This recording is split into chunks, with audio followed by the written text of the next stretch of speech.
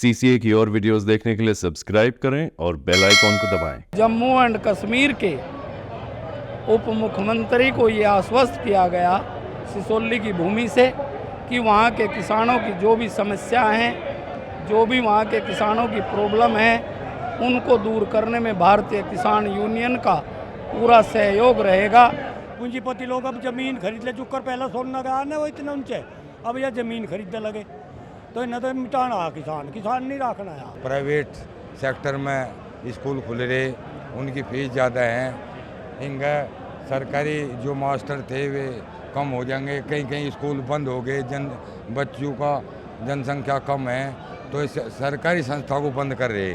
सरकार के खिलाफ जो बोल रहा है वो देशद्रोही है, ये मानसिकता है सरकार की। ये जो इस समय हवा चल रही है, धनखड़ साहब के साथ में जो बर्ताव किया, सत्यपाल मलिक जी के साथ में जो किया है, ये लोगों के दिलों में आ चुकी है। उत्तराखंड टोल प्लाजा पर किसानों के ऊपर जो बर्बरतापूर्वक लाठीचार्ज हुआ है, वहाँ के सरकार के द्वारा, पुलिस प्रशासन के द्वारा, वो निंदनीय है। बीजेपी की सरकार जहाँ भी रहेगी वहीं किसानों पर लाठी बरसाई जाएगी। ये अपने हक की लड़ाई लड़े और वे देते नहीं। चौधरी चरण सिंह जी ने भी ये कहा था कि हमेशा उस समय दीपक था इनका, जनसंघ वालों का, कि भाई हमेशा इन दीपक वालों से बच के रहना चाहिए, किसी से बच लेना। हमें नहीं मालूम जयंत चौधरी जी ने क्या सोच कर संगठन वो किया है, लेकिन ये अंततोगत्वा नुकसानदायक होगा। सीसे में आप सभी का स्वागत है। हम अभी जिला मुजफ्फरनगर के किसान भवन में हैं। आज किसान भवन में किसानों की एक बड़ी महापंचायत थी। हमारे साथ अभी जो है कुछ किसान हैं, तो बात करते कि क्या किसानों के इस बार जो है इस पंचायत में मुद्दों पर बात की गई। जी नमस्कार जी। नमस्कार जी। आपका नाम जी? विजेंद्र प्रधान बागपत। अच्छा प्रधान जी, आज क्या मुद्दे पंचायत में उठाए गए और किस चीज़ को लेकर ये पंचायत की गई थी? आज सबसे बड़ा प्रोग्राम तो ये है कि माता बलजोरी देवी के नाम से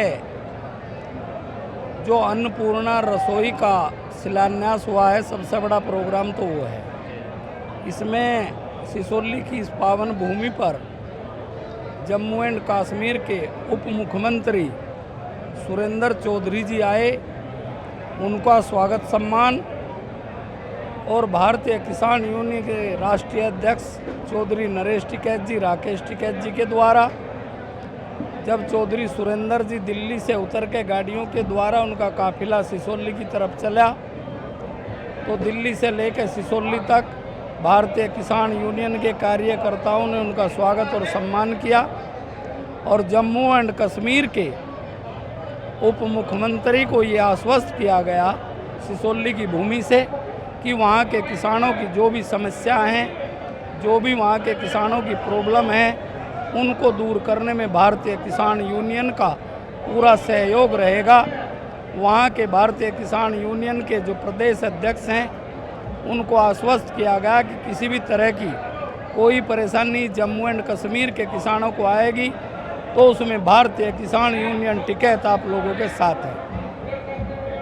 अभी हाल ही में एक घटना हुई है जिसकी हम बात करें, जो उत्तराखंड टोल प्लाजा पे जो बहादुर का जो किसानों के साथ, उसको कैसे देखते हैं? उत्तराखंड टोल प्लाजा पर किसानों के ऊपर जो बर्बरतापूर्वक लाठीचार्ज हुआ है, वहाँ के सरकार के द्वारा, पुलिस प्रशासन के द्वारा, वो निंदनीय है।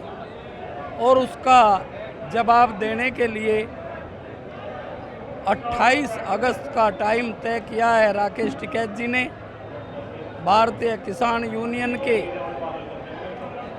जो भी योद्धा हैं वो 28 तारीख में वहाँ पहुँचेंगे और वहाँ की सारी स्थिति परिस्थिति को देख के आगे का डिसीजन लिया जाएगा।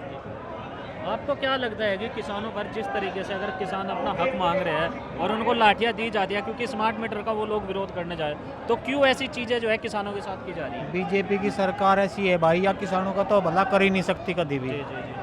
बीजेपी की सरकार जहाँ भी रहेगी वहीं किसानों पर लाठी बरसाई जाएगी। ये अपने हक की लड़ाई लड़े और वे देते नहीं। गन्ना पेमेंट नहीं करवाया, गन्ने का रेट नहीं बढ़ा रहे, कुछ नहीं कर रहे इनका। तो बीजेपी की सरकार तो किसान विरोधी है बिल्कुल। ऐसा क्यों हो रहा है भाई, किसानों के साथ ही किया जा रहा है? बस यह सरकार ऐसी है भाई, किसानों को पता नहीं क्या चाह रही, किसानों को बर्बाद करना सोच रही है, और तो कुछ है नहीं। जी आपको क्या लगा है जिस तरीके से किसान बार बार रोडों पर आ रहा, क्या ऐसे समाधान हो जाएगा किसानों का? ये तो सरकार की नीतियों की, गलत नीतियों के कारण आना पड़े। सरकार की नीति सही हो तो कहीं ना आना पड़े, किसान तो अपने खेत में काम कर कर जी, ये तो लाचारी में आना पड़े जी। बिजली के स्मार्ट मीटर आवेंगे कभी तो इन्हें कुछ ना कुछ परेशान करने के लिए नई नई योजना नई नई नीति ये लागू करें, तभी किसानों को सड़क पर आना पड़े। तो क्या लगे आगे किसानों का क्या रास्ता नजर आ रहा है किसानों के साथ, अगर हम बात करें? भाई एक कहावत है गांव में, राम को बैर है, या ज़्यादा करेगी चली जाएगी, दूसरी सरकार आ जाएगी, कुछ ना कुछ तो समाधान होएगा। जी जी, आपको क्या लगता है जिस तरीके से किसानों की फसलों के रेट सही नहीं मिल पा रहे, हाईवेज पे किसान ये जा रहे हैं और कहीं ना कहीं उस पर जिस तरीके से खाद यूरिया डाला जा रहा है, क्षमता भी कम हो रही उपज की, तो आने वाले 10-15 सालों में किसानों को कहाँ देख रहे हैं आप? आने वाले 10-15 सालों में किसान का बहुत ही बढ़िया भला होगा, या सरकार हटी और किसानों का ढंग बैठा। किसानों का हक तो या सरकार भी राख नहीं सकती। जो अच्छी सरकारें आई उन्होंने किसानों का हक बिना मांगे दिया, और ये खराब सरकार है, इस पर छीन के लेंगे। किसानों के भला करने का तो इनकी कोई मनसा है नहीं, किसानों के बुरे में ये खड़े। लेकिन भारतीय किसान यूनियन का जो संगठन है टिकैत, ये किसी भी कीमत पर सरकार की गलत नीतियों को चलने नहीं देंगे और किसान का भला करके ही ये संगठन हटेगा। क्यों किसानों को बार बार उस तरह की चीज़ें किसानों के साथ बार बार की जा रही है? नहीं, किसानों की गैल तो दूरते ही नहीं हो रहा, और यह सरकार तो सुनती किसी की है नहीं, अब अपनी दिखावे। यह सरकार नहीं सुन रही किसी की भी, किसान की तो यह सुनती ही नहीं रही है। ज़मीन पमीन सी ये ज़मीनों के पीछे लग गए, इन्हें हटाओ। कहीं पर टिकैत साहब ने समझा भी ले रहे ज़मीन ना खो, पर ये जो है पूंजीपति लोग अब ज़मीन खरीद ले, चुकर पहला सोना का ना वो इतना ऊंचे, अब यह ज़मीन खरीदने लगे, तो इन्हें तो मिटाना किसान नहीं रखना है। अभी हमने देखा हाल में उत्तराखंड में जो है किसानों पर लाठीचार्ज की गई है, तो उसको कैसे देख रहे हैं आप? ये क्यों ये चीज़ें? और उसका भी पुरजोर विरोध भी कर रहे हैं, और चलेंगे 28 तारीख का है। तो आप भारी मात्रा में वहाँ भारी मात्रा में नहीं, मन तक उत्तराखंड तक लाइन नहीं टूटेगी। जी नमस्कार जी। नमस्कार जी। क्या लगा है जी किसानों के साथ इस तरह की चीज़ें की जा रही, बार बार जो है कभी उन पर लाठियाँ बरसाई जा रही, कभी कृषि कानून थोपे जा रहे, कभी हाईवे के नाम पर ज़मीनें ली जा रही, तो ऐसा क्यों हो रहा है? भाई किसान परेशान तो पहले भी था वैसे, लेकिन इस सरकार ने तो बिल्कुल किसान की जड़ पाड़ने की ठान ली। यह सरकार चाह रही कि किसान ख़त्म होके ये सब मजदूरी पे ही आ जाए। इस सरकार को किसान चाहिए और पूंजीपति चाहिए। बड़ी बड़ी फैक्ट्रियाँ लगवा देंगे, ये जो जितने खेत खाद है ना सबको, किसी को एक्वायर कर, कहीं सड़क बना, कहीं वो कर, ये तो सिर्फ और सिर्फ किसान को ख़त्म करना इनका एक उद्देश्य है। उसमें न जो है बड़े फार्म बनेंगे या बड़े फैक्ट्रियाँ बनेंगी, उसमें मजदूर चाहेंगे तो उसे ये बना रहे। क्योंकि पढ़ाई का देख लो, पढ़ाई के इन्होंने बिल्कुल ख़त्म कर दिया। जितनी पढ़ाई है, आप जितने भी अब नीचे से ले लो, जितने में पहले बीटेक वगैरह हो जाती, उसमें अब 5वीं 6वीं नहीं हो रही उतने खर्चे में, और किसान की आमदनी घटती जा रही, अपनों का पढ़ाने का बहुत नहीं रह रहा। इसलिए किसान चाह रही अगर ना ये पढ़ पावें और ना इन पर खेत रहें, तो फिर भूखे मरेंगे और ये मट्टी खावांगे, तो कहीं तो टक्कर मारेंगे। ये है जी। कहीं ना कहीं अगर देखा जाए किसान जो है कैसे करके अपनी खेती बो लेता है, लेकिन खेती पे भी सही टाइम पे जो है खाद यूरिया नहीं मिल पाता। पिछले दिनों बहुत सारा देखा गया कि बहुत सारे क्षेत्र में जो है खाद यूरिया की कमी मिली, जिसकी वजह से किसानों की बहुत सारी फसलें बर्बादी की कगार पर चली गई। भाई हमारा मानना कहना भी है कि सरकार है, किसान भारत की रीढ़ है, और जब रीढ़ को ही तोड़ देगी सरकार, फिर तो भाई सारी व्यवस्था खराब हो जाएगी। उसका मतलब देश हित में नहीं, राष्ट्र हित में नहीं है। अगर किसान की उपलब्धि या सम्मान नहीं होगा, या उसे उर्वरक समय टाइम पर बीज उपस्थित नहीं होंगे, तो भाई फिर तो एक देश की रीढ़ तोड़ने का काम कर रहे। सरकार का कोई औचित्य नहीं है, इसे जनता चुन कर भेजे, और जनता की जो भावना है और जो किसान मजदूर की स्थिति है वह समझनी चाहिए। इन्होंने सीधा सा फंडा एक अपना दिया, और पूंजीपति का सहयोग कर रहे, वो किसी भी स्तर पर हो, मतलब ज़मीन अधिग्रहण हो या अदरवाइज जितनी भी वो बन रही, या मतलब शिक्षा के क्षेत्र में जैसा बता रहे कि भाई ये प्राइवेट सेक्टर में स्कूल खुल रहे, उनकी फीस ज़्यादा है, इनका सरकारी जो मास्टर थे वे कम हो जाएंगे, कहीं कहीं स्कूल बंद हो गए, बच्चों का जनसंख्या कम है तो इस सरकारी संस्था को बंद कर रहे, तो ये प्राइवेट संस्था में जा रही, तो सीधा प्रकरण है। अब ये पूंजीपति सरकार है और पूंजीपति को ये पनपना चाह रही, यहाँ मजदूर रह जाएंगे और यह एक पूंजीपति रहेगा। मध्य और वर्ग के किसान ये जो अगर नहीं मानते तो ये है भाई मामला सीधा। मेरा आपसे सवाल है, जिस तरीके से आज के समय में किसानों की स्थिति है और संसद में जो किसानों की आवाज़ उठाने वाले थे, जैसे हम जगदीप धनखड़ जी की बात करें, अचानक उन्होंने इस्तीफे की घोषणा कर दी, और सत्यपाल मलिक जी जो काफ़ी 5 राज्यों के गवर्नर रह चुके हैं, उनकी मौत के बाद उनको राज्य का सम्मान नहीं मिला गया, तो इस बात को कैसे देखते हैं? देखो, बहुत ही दुर्भाग्यपूर्ण बात है और उनको सिर्फ सज़ा ये मिली क्योंकि उन्होंने किसान की आवाज़ उठाई। दोनों किसान परिवार से थे और किसानों की आवाज़ उठाई। स्वर्गीय सत्यपाल मलिक जी इतने ऊंचे पदों पर रहे, केंद्रीय मंत्री, विधायक से लेकर और 4-5 राज्यों के गवर्नर रहे, और उनको एक तिरंगा भी नसीब नहीं हुआ।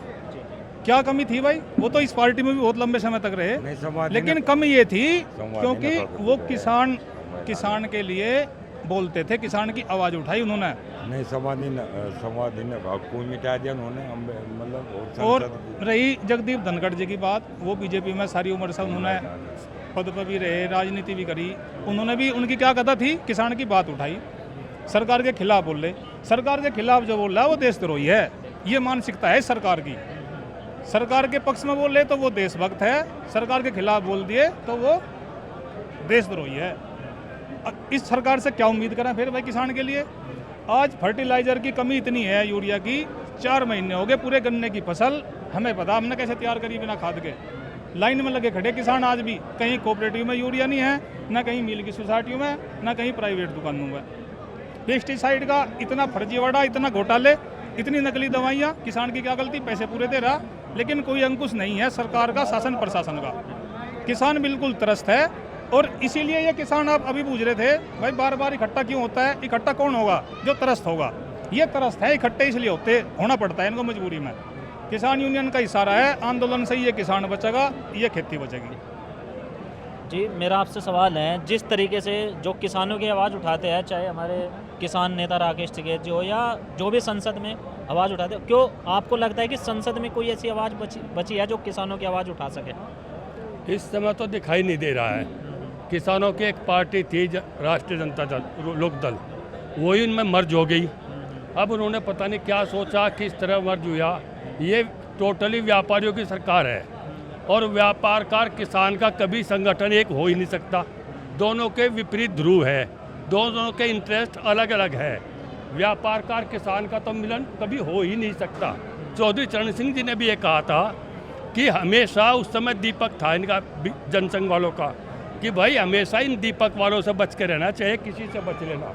हमें नहीं मालूम जयंत चौधरी जी ने क्या सोच कर संगठन वो किया है, लेकिन ये अंततोगत्वा नुकसानदायक होगा। किसान का, व्यापारी का तो वही मतलब है, जैसा कहीं भी कहते हैं कि कह रहीम कैसे मैं बेर केर को संग, वो डोलत रसा आपने उनके फाटा तंग। आज किसान बर्बाद कर दिया, खाद नहीं मिल रहा है, जो फसल की समय पर खाद नहीं मिलता तो फसल कहाँ होगी? किसान को बर्बाद किया जा रहा है, प्राइवेट संस्थानों में सब चीज़ दी जा रही है, बस पता नहीं क्या होगा। लेकिन ये जो इस समय हवा चल रही है, धनखड़ साहब के साथ में जो बर्ताव किया, सत्यपाल मलिक जी के साथ में जो किया है, ये लोगों के दिलों में आ चुकी है। बस समय की बात है, ये जरूर करवट लेगा, मौका आएगा एक, और ज़रूर ये समय परिवर्तन होगा। ऐसा नहीं चलेगा जैसे ये चाह रहे बीजेपी वाले, ऐसा नहीं चलने का। किसान एक मजबूत संगठन है, और उत्तर भारत के किसानों में तो इस समय ज़बरदस्त रोष और विद्रोह है।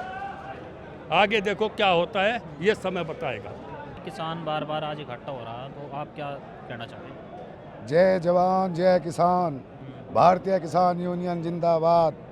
चौधरी महेंद्र सिंह टिकैत अमर रहे, चौधरी नरेश टिकैत जिंदाबाद, श्री हनुमान बेनीवाल जी जिंदाबाद।